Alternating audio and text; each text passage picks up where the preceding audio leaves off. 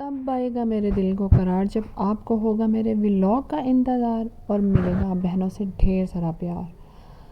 बहनों से तो नहीं प्यार मिल रहा, आते हैं व्लॉग थोड़ा सा देखते हैं और फिर चले जाते हैं, जिसकी वजह से रीच नहीं बढ़ रही। मैंने आपसे पहले भी कहा था तो अब फिर कह रही हूँ। आई थिंक आप लोग मेरी बात पर ध्यान नहीं दे रहे। प्लीज़ मेरी बात पर ध्यान दीजिए, आपको बहुत अच्छे अच्छे व्लॉग देखने को मिलेंगे।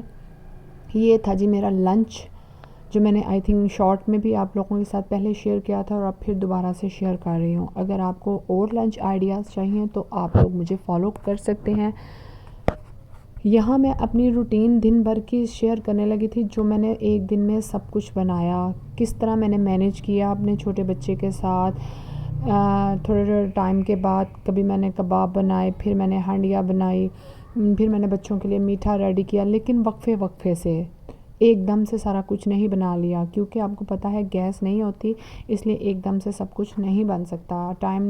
थोड़ा सा टाइम मैनेज कर लिया, फिर बना लिया, फिर शाम को बना लिया। इस तरह अब पूरे पाकिस्तान में गैस का यही सिस्टम है, जिसकी वजह से हम औरतों को ऐसा मैनेज करना पड़ता है। तो यहाँ मैंने फटाफट से जो है कबाब वो थे कोफ्ते सॉरी बनाकर रेडी किए। और मैंने यहाँ ना पीनट मंगवाई थी, तो मैंने कहा इसका मैं पीनट बटर बनाऊँगी, बच्चों को बनाकर दूँगी। बच्चे कभी मायोनीज़ लगा कर खाते हैं, मायोनीज़ लगाते हैं, तो कभी जैम लगाते हैं, जो इतना हेल्दी नहीं होता। मैंने सोचा चले मैं उनको पीनट बटर बना कर देती हूँ, वो ब्रेड पर लगा कर खा लेंगे। यहाँ बस मैं अपने पीनट बटर बनाने के चक्करों में बैठ तो गई धूप में, मज़ा भी आ रहा था, लेकिन इस छोटे ने इतना बखेरा डाला कि मेरा जो 5 मिनट का काम था ना, वो इसने मेरा आधे पौने घंटे में करवाया। आपको पता है पीनट जो है थोड़ी थोड़ी करके निकालनी पड़ती है। ये कभी उनके छिलके ज़ाया कर रहा था, कभी पीनट बटर खा रहा था, कभी मुंह से निकाल के फेंक रहा था। इतना इरिटेटिंग कर देता है ये बंदा मुझे कि यकीन करें कि मुझे बस ना कोफ्त होने लग जाती है। कुछ वैसे भी ये तकरीबन 7 साल बाद पैदा हुआ है, तो वो माँओं को ना वो आदत नहीं रहती। तो लेकिन ये है कि चले अल्लाह का शुक्र है, अल्लाह जो भी दे। मैं ये नहीं बात कर रही, मैं वैसे बात कर रही हूँ कि एक रूटीन हट कर रूटीन को लेकर चलना पड़ता है।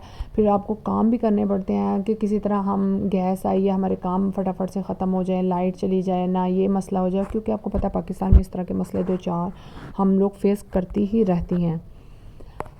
और भी हम बहुत से मसाइल ज़िंदगी में फ़ेस करते हैं, अप्स एंड डाउन्स आते हैं, जो कि हमें बहुत हिम्मत और हौसले से देखने पड़ते हैं। अगर नहीं देखेंगे तो हम खुद ही टूट जाएंगी। तो फिर अपने आप को हिम्मत और हौसला तो हमने खुद ही देना ना। मेरे अब्बू जी कहा करते हैं कि बेटा रोते नहीं हैं, रोने से ना आपकी हिम्मत और ताकत टूटती है।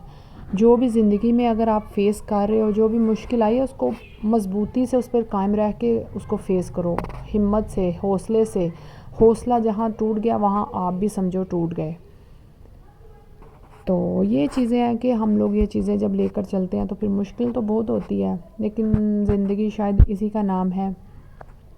और ज़िंदगी एक और चीज़ का नाम भी है। जो लड़कियां ससुराल में रहती हैं उनकी ज़िंदगी का भी एक वक्रा ही मुकाम है।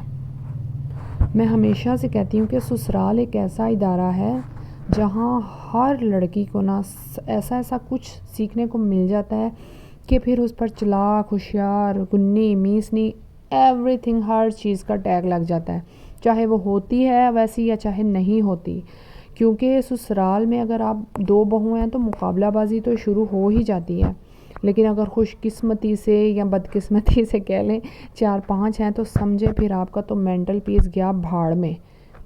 हर वक्त एक दूसरे से मुकाबलाबाजी, एक दूसरे को मजाक, एक दूसरे को नीचा दिखाना, सास ससुर की नज़र में छोटा बनाना, ये सब खेल तो चलते ही रहते हैं, जो कि औरतों के मेंटल पीस को ख़त्म कर देते हैं। क्योंकि हम जो औरतें होती हैं ससुराल में जब रहती हैं तो मुख्तलिफ़ फैमिली से आई होती हैं, हर एक की आदत तौर तरीका मुख्तलिफ होता है। अगर एक की अच्छी आदत है तो दूसरे की भी उस तरह की आदत नहीं हो सकती। अगर एक की बड़ी बुरी आदत है, उसमें कुछ अच्छाइयाँ हैं, बुराइयाँ हैं, तो दूसरा भी वैसा नहीं हो सकता। और हर इंसान ख़ामियों और ख़ूबियों से भरा होता है, और हर इंसान को एक दूसरे को उसके समेत एक्सेप्ट करके चलना चाहिए। और अगर हम ऐसा नहीं करते तो हम अपने लिए ही मुश्किल पैदा कर लेते हैं। अच्छा ससुराल दी ना मैं तुहानूं एक होर गल मज़े दी दस्सनी आं। पंजाबी च गल मैं इसलिए कर रही हूँ कि ज़रा पंजाबी च बहुता मज़ा आ जाता है। पंजाबी से मुझे याद आया कि जब मेरी शादी हुई थी ना तो मुझे पंजाबी बिल्कुल नहीं थी बोलनी आती। हम उर्दू स्पीकिंग फैमिली से थे, ससुराल वाले पंजाबी स्पीकिंग फैमिली से थे। तो मुझे तो कुछ बातें पंजाबी की समझ ही नहीं थी आती, जो इधर आके मुझे पता चली। और आहिस्ता आहिस्ता फिर मैं भी ऐसे ही पंजाबी बोलने लगी कि मुझे ऐसा लगता है कि जैसे मैं इनसे वधिया पंजाबी बोल लेती हूँ।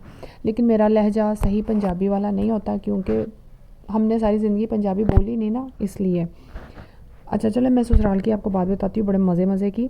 मिसाल के तौर पर अगर एक बड़ी बहू जो होती है ना वो पहले आई होती है और बाकी बहुएँ बाद में आती हैं।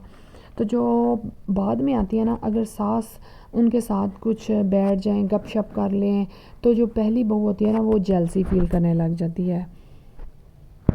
वो फिर अपना जो है ना उसको पहली दूसरी बहू जो आई होती है ना उसको थोड़ा नीचा दिखाने के लिए भाग भाग कर काम करेगी। दूसरी बहुओं को कहेगी तुम लेट जाओ, आराम करो, मैं कर देती हूँ। दूसरी खुश हो जाती है, हाय इनू मेरा किन्ना ख्याल है, किन्नी चंगी है, मैनू कहती है तू लेट जा तो मैं सारे काम करने। लेकिन उसको यही नहीं पता होता वो इधर से ये गेम खेल रही होती है।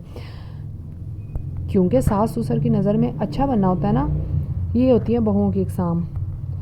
अच्छा एक बहू ऐसी भी होती है जो सिर्फ हंडिया बनाने में माहिर होती है और बाकी काम दूसरी बहुएं जो है ना वो करती हैं। और लेकिन ससुराल में सास ससुर को लगता है कि सब काम यही करती है और बाकी तो सारा दिन आराम करती हैं। और वो भी ऐसे शो करती हैं जैसे सिर्फ हंडिया ही तो काम है, बाकी जो काम है बर्तन बनाना, साफ़ करना, डस्टिंग करना, साफ़ सुथराई, आटा गूंदना, रोटी बनाना, ये तो जैसे कोई काम किसी को नज़र ही नहीं आते। और वो जो बहू होती है ना जो सिर्फ हंडिया बनाती है वो नज़र आने देती भी नहीं, बड़े चकमे डालती है, चकमे। ये तो जो लड़कियां ससुराल में जाती हैं ना, जब जॉइंट सिस्टम में रहती हैं, पता उनको ही चलता है। और अपने आप पे जब बीतती है ना फिर ऐसी ऐसी नानियाँ याद आती हैं कि पता चल जाता है ज़िंदगी है भी ये, असी तो जड़ी लंघाए हैं, खे खाए हैं, असी तो कुछ वेखिया ही नहीं, असी तो कुछ देखिया ही नहीं, असी तो कुछ परखिया ही नहीं। जिंदगी तो ऐ वे, पता तो ऐ लगदा पिया है, मुकाबलाबाजी, इन्नी मुकाबलाबाजी, तोबा तोबा। और एक और बात मैं कहूँगी कि ससुराल में ना ज़्यादा अरसा नहीं रहना चाहिए। अगर आपके पास इतने रिसोर्सेज हैं तो आप लोग अपने मेंटल पीस को बरकरार रखने के लिए वहाँ से मूव ऑन कर जाएं। ये नहीं बात कि आप उनका बेटा छीन रहे हैं, आपकी अपनी भी हेल्थ ज़रूरी है, आपकी अपनी भी मेंटल पीस ज़रूरी है कि आप एक फ़ैमिली को लेकर चल रहे हैं। जब आपकी मेंटल पीस बरकरार नहीं रहेगा तो आपकी फ़ैमिली भी डिस्टर्ब होगी। और ससुराल में वैसे भी जो ज़्यादा टाइम होता है ना, रिश्तों की मिठास, मोहब्बत, लिहाज सब कुछ ख़त्म कर देता है। इसलिए एक हद तक ही ससुराल में रहना चाहिए अगर रिश्ते बरकरार रखने हैं तो, नहीं तो फिर रिश्ते ख़त्म हो जाते हैं और आहिस्ता आहिस्ता इंसान भी ख़त्म हो जाता है। यहाँ जी मेरा मीठा बन के तैयार हो चुका था। मैंने भी फटाफट से 2-3 चूल्हों का फ़ायदा उठाया। एक तरफ स्ट्रॉबेरी फ्लेवर, एक तरफ वनीला फ्लेवर। बच्चों को ना ये बड़ा पसंद आता है। इसमें मैंने जेली इसलिए नहीं डाली, वरना मैं जेली ज़रूर डालती हूँ, क्योंकि सर्दी थी और बच्चों के गले ख़राब थे, खांसी थी, तो मैंने फिर उनको सिंपल ही कस्टर्ड और केक वगैरह डालकर बना कर दे दिया ताकि वो खुश हो जाए। अच्छा आप लोगों को मेरे व्लॉग्स कैसे लग रहे हैं? जो लोग लड़कियां या लड़के या बहन भाई जो भी देख रहे हैं प्लीज़ कमेंट करके भी बता दिया करें।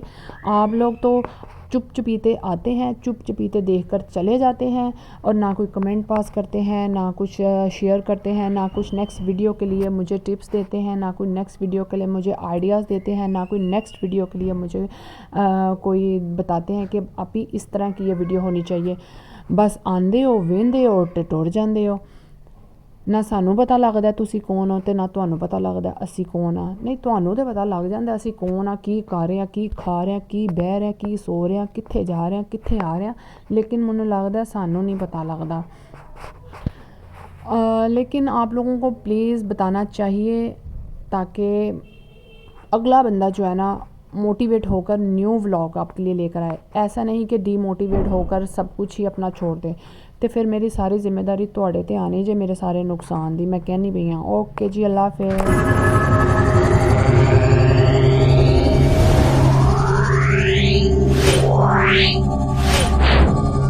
है।